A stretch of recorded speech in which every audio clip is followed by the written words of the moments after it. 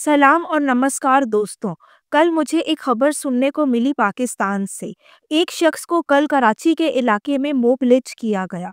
जब उस खबर पर मैंने नज़र डाली तो मुझे ये पता चला कि उस शख्स का महज कसूर ये था कि वो एक अहमदी था और उसने जुम्मे के दिन गलती कर दी थी नमाज़ पढ़ने की। आपको पता होगा कि किस तरह से अहमदियों को यानी कि जिनको कादियानी भी कहा जाता है, उनको पाकिस्तान में प्रोसिक्यूट किया जाता है।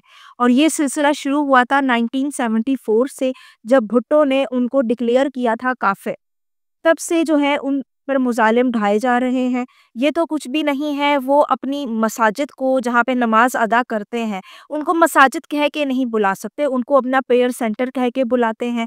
इसके अलावा उनको नमाज़ भी अदा करनी होती है तो छुप के करनी पड़ती है और कहीं ईद उल अज़हा में या ईद उल फ़ितर में पता चल जाए कि वो ईद भी मना रहे हैं या कुर्बानी का जानवर लेकर आ रहे हैं, तो उनको जान के लाले पड़ जाते हैं। जी हाँ। तो जैसे कि कुछ दिनों पहले आपने देखा होगा कि बात की जा रही थी कि कैसे बच्चों को ये याद दिलाना, उनको ये सिखाना ज़रूरी है कि पाकिस्तान टू नेशन थ्योरी की बेस पे बना था, क्योंकि मुसलमान हिंदुओं के साथ नहीं रह सकते थे। तो अब मुझे ये समझ नहीं आ रहा कि टू नेशन तो चलो आपने बना लिया पाकिस्तान, अब आप क्या करेंगे? ना तो आप हिंदुओं के साथ रह सकते हैं, ना आप क्रिश्चियन बरादरी के साथ रह सकते हैं, उनको भी आप चूड़े-चमार कह के बुलाते हैं। गटर साफ़ कराना हो तो स्पेशली अखबार में उनके लिए इश्तिहार दिया जाता है कि हमें मसीही बरादरी से कोई शख्स चाहिए जो आके हमारे नाले साफ़ कर दे, हमारे घरों के गटर साफ़ कर दे। तो ये आप लोगों ने तरीक़ेकार बना रखा है। हिंदू बच्चों बच्चियों को तो आप ज़बरदस्ती कन्वर्ट करा ही रहे थे इस्लाम में, ठीक है। इसके अलावा आपको अहमदियों से भी मसला है, वो भी वहाँ भी ख़ात्मे नबूवत के मसले शुरू हो जाते हैं। कोई अहमदी ये बता नहीं सकता कि वो अहमदी है या कादियानी है। उसको छुप के ज़िंदगी गुज़ारनी पड़ती है, प्रिटेंड करना पड़ता है कि वो सुन्नी है। और इसकी मिसाल मैं आपको खुद भी दूँगी। मुझे याद है कि जब मेरा पुलिस केस चल रहा था मेरे शौहर को लेकर, तो उन्हीं में एक ऑफ़िसर था, अब मैं उसकी डेज़िग्नेशन नहीं बताऊँगी क्योंकि हो सकता है जो लोग मुझे जानते हों पाकिस्तान में वो समझ जाएँ कि मैं किसके बारे में बात कर रही हूँ। ठीक है, लेकिन मैं उनका भी किस्सा आपको बताती हूँ कि वो एक पुलिस के ऑफ़िसर थे और वो एक अहमदी थे और उन्होंने ये बात मुझे बिल्कुल एंड में बताई जब उनको ये अंदाज़ा हो गया कि मैं भी इस्लाम को फ़ॉलो नहीं कर रही, तो उनको मुझसे कम ख़तरा महसूस हुआ। तब उन्होंने मुझे ये बात बताई कि भई मैं भी अहमदी हूँ, लेकिन मैं प्रिटेंड करके रहता हूँ कि मैं सुन्नी हूँ, मेरी फैमिली भी प्रिटेंड करके रहती है कि हम सुन्नी हैं। तो हमें इस तरह से रहना पड़ता है और उन्होंने बाकायदा मुझसे गुज़ारिश की कि भई आप ये बात आगे निकलने नहीं दीजिएगा, स्पेशली मेरे पुलिस के महकमे में क्योंकि मेरे आस-पास जितने लोग काम करते हैं, वो सब मुसलमान हैं। वो मुझे सिर्फ़ इस बात पे मोब-लिंच कर देंगे या जान से मार देंगे कि मैं अहमदी हूँ। तो ये सूरत-ए-हाल है। अब आप मुझे ये बताएँ कि आपने टू नेशन थ्योरी तो बना ली क्योंकि आप लोग हिंदुओं से अलग होना चाहते थे, ठीक है? अब आप मुझे बताएँ अब आप कौन-सी नई थ्योरी लेकर आएँगे? अब आप थ्री नेशन थ्योरी ले आएँ, फिर आप फोर नेशन थ्योरी ले आएँ, क्योंकि मुसलमानों का तो किसी के साथ भी गुज़ारा नहीं है, ठीक है? क्रिश्चियन है तो उनकी पूरी-पूरी आबादियाँ बर्बाद कर दी जाती हैं, उनको जला दिया जाता है, कहीं इनका शक गुज़र हो जाए कि भई किसी ने इनके शान में गुस्ताखी कर दी, इनके खलीफा राशिदीन के या इनके नबी के, ठीक है? तो उनकी तो पूरी-पूरी बस्तियाँ आप लोग जला देते हो।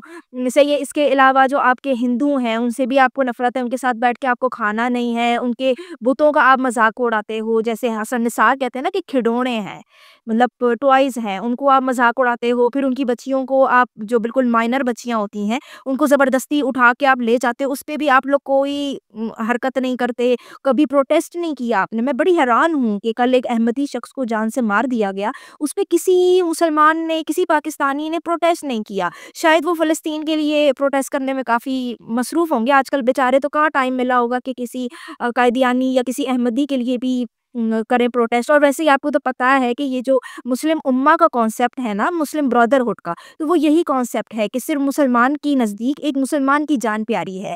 बाकी कोई काफ़िर मर जाए, जो बेचारी हिंदू बच्चियाँ हैं ना, उनको ज़बरदस्ती अगवा कर के उनकी इस्मत दरी की जाए, फिर उनकी ज़बरदस्ती निकाह पढ़ाए जाएँ, ठीक है? उसी शख्स को जो ये काम कर रहा होता है मिट्ठू मियाँ, उसको अपनी असेंबली में भी ले आते हैं और आपके जो प्यारे सियासतदान हैं, जो मदीना रियासत बनाना चाहते हैं, इमरान खान, वो उनको अपनी पार्टी में शामिल करना चाहते हैं। उन्होंने इन्विटेशन भी भेजा था मिट्ठू मियाँ को, लेकिन उसपे आप लोग कोई प्रोटेस्ट नहीं करते। भई काफ़िर बच्चियाँ हैं ना, काफ़िर हैं तो क्या क्या फ़र्क पड़ता है? उन्होंने तो वैसे ही जहन्नुम में जाना है, उनके लिए यहाँ जहन्नुम बना दो या आखिरत में जहन्नुम में चली जाए तो एक ही बात है। तो ये मामला है, ठीक है? अच्छा, जहाँ तक फ़लस्तीन की बात है, तो भई फ़लस्तीन के लिए इनके बहुत जज़्बात जो है भड़कते रहते हैं भई पाकिस्तानियों के। एक शेखुपुरा में भी इंसान को मार दिया ना इन्होंने, बेचारा 40 साल का आदमी था, अपने बच्चे पाल रहा था। अभी जैसे मैंने आपको जिनका लाइक चीमा का बताया है, जिस अहमदी शख्स को इन्होंने मारा है, वो भी 7 बच्चों का बाप था, ठीक है? अपने वाहिद कफ़ील था अपने घर का। तो इसी तरह से इन्होंने शेखुपुरा में भी एक आम बेचारे मुसलमान शख्स को मार दिया। क्यों भई? वो केएफसी में जॉब कर रहा था बेचारा, उसका ये कसूर है। लेकिन जब ये उम्रा करने जाते हैं ना सऊदीया में, तो वहाँ भी बिल्कुल सामने ही केएफसी है।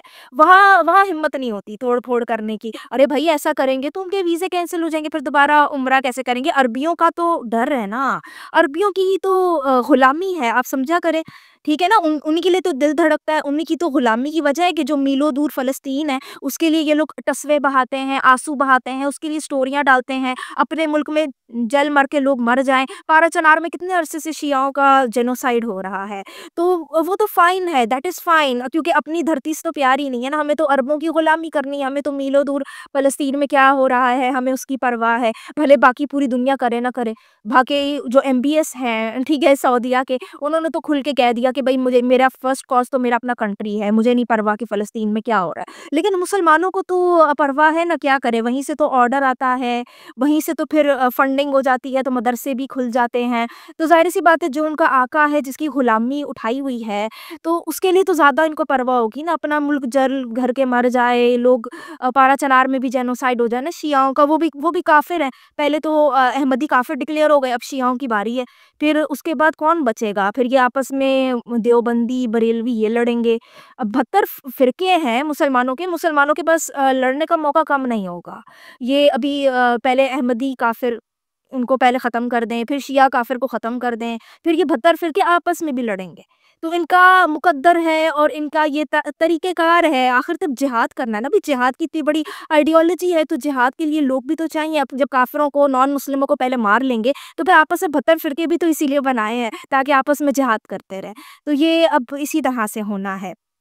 ख़ैर, फ़लस्तीन के हवाले से भई इनका बहुत दिल धड़कता है, ठीक है? लेकिन कभी सऊदीया में जो एमबीएस ने बयान दे दिया, उसपे तनकीद नहीं करेंगे। वो करेंगे ना, तो फिर इनको मसला हो जाएगा। फिर ये लोग जा नहीं सकते ना सऊदीया, फिर उम्रे हज कैसे करेंगे? कैसे बताएँगे कि हमने अपने 100 गुनाह माफ़ करा लिए हैं हज-उम्रा करके?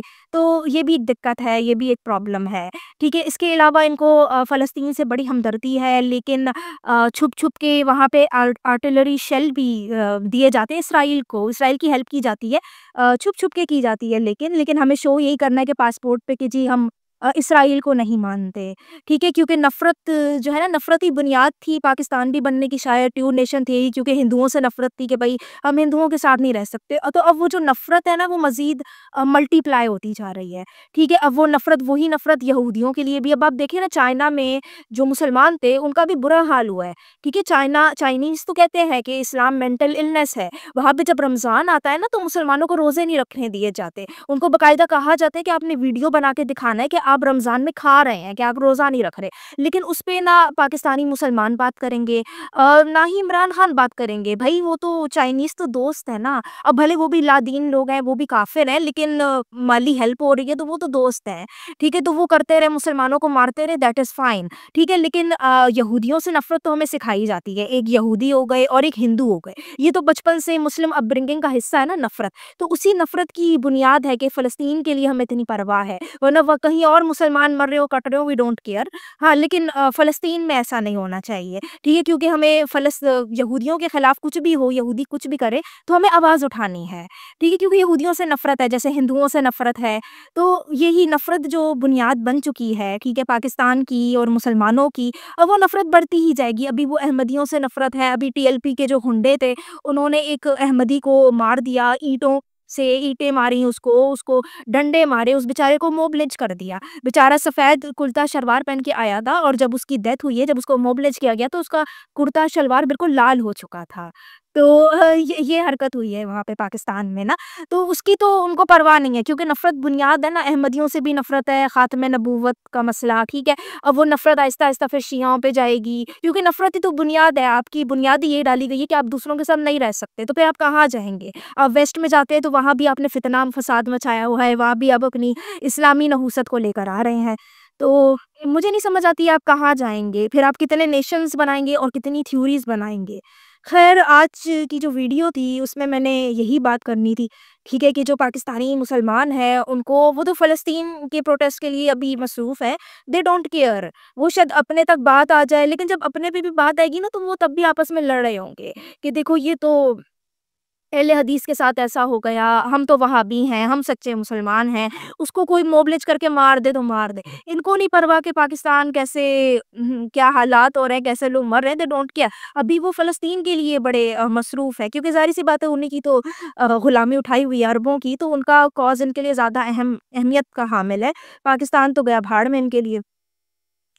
तो यही कुछ कहना था, बाकी अब आजकल बायकॉट कर रहे हैं पाकिस्तानी मुसलमान, तो मैं उनको कहूँगी कि जी बिल्कुल आप बायकॉट करें, लेकिन आप फ़ेसबुक का भी करें, आप व्हाट्सऐप का भी करें, यूट्यूब का भी करें। ये जितने भी यूट्यूबर हैं पाकिस्तानी, जो कि यूट्यूब के ज़रिए मिलियन ऑफ डॉलर्स कमा रहे हैं, तो आप यूट्यूब ठप करके बैठ जाएँ क्योंकि हर चीज़ ही तो यहूदियों की बनाई नहीं है, जो कपड़ा पहना हुआ है, जो सुई भी इस्तेमाल कर रहे हैं, वो भी यहूदियों की बनाई, वहाँ आप करें ना बायकॉट। लेकिन आपको बायकॉट सिर्फ़ उन चीज़ों का करना है जो आपके लिए आसान है।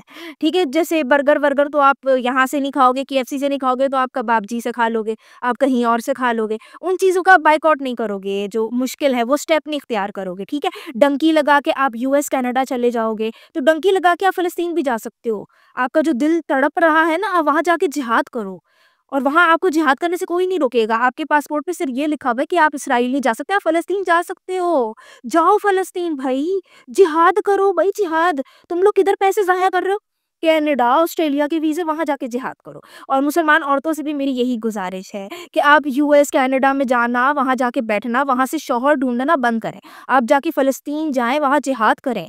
बुरख़े पहनकर, अबाए पहनकर अपनी बहनों के साथ जाके जिहाद करें। बल्कि उनको तो ज़रूरत है आपकी, आपके शौहरों की, दूसरी, तीसरी बीवियाँ बनाएँ उनको। तो ख़ैर आज मैंने यही कहना था और मैं तो कहूँगी कि भई मेरी बदकिस्मती है कि मैं यूरोप में आके बैठ गई। ठीक है, मैं महरूम हो गई, मुझे तो मेरे मुल्क से जो है ना दरबदर होना पड़ा। लेकिन अब देखिए ना मेरी कितनी महरूमियत है कि मैं किसी मुसलमान शख़्स की तीसरी, चौथी बीवी नहीं बन सकती। मैं किसी मुसलमान शख़्स की लौंडी नहीं बन सकती। मुझे देखिए ना खुद पढ़ना-लिखना पड़ेगा, लैंग्वेज भी सीखनी पड़ेगी और खुद कमाना पड़ेगा। तो ये है, अब देखिए ना इस्लाम तो औरतों को सहारा देता है, बहुत ज़्यादा सहारा देता है। हाँ, बिस्तर पे लाके, मर्द के बिस्तर पे लाके बहुत सहारा देता है। तो मैं तो कहूँगी कि अपनी मुसलमान औरतों को वो भी इस सहारे में शरीक हों। कराएँ अपने शौहरों की दूसरी, तीसरी शादियाँ और वेस्ट जाने के ख़्वाब छोड़ें, जिहाद करें, सबसे अहम काम ये है। क्या मुँह दिखाएँगी आप आखिरत में जाके?